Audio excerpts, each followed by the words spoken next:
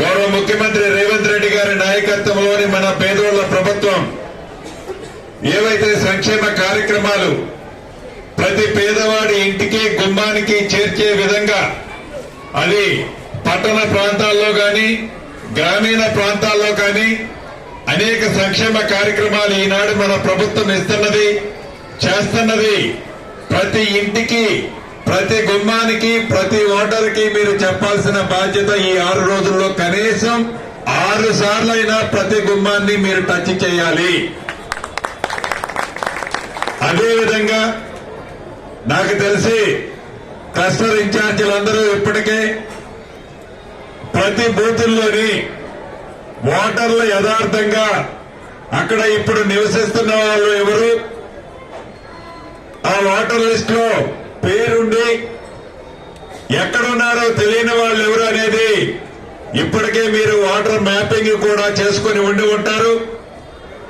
ఆ లిస్టుని మరొక్కసారి ఆల్రెడీ దాని కంప్యూటర్ అయి ఉంటుంది.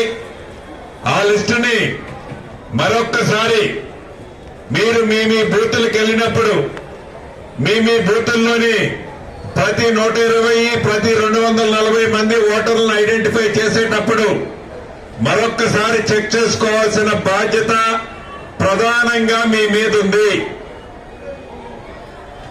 వీటితో పాటు ఇంకా ఒక 4-5 అంశాలుంటాయి.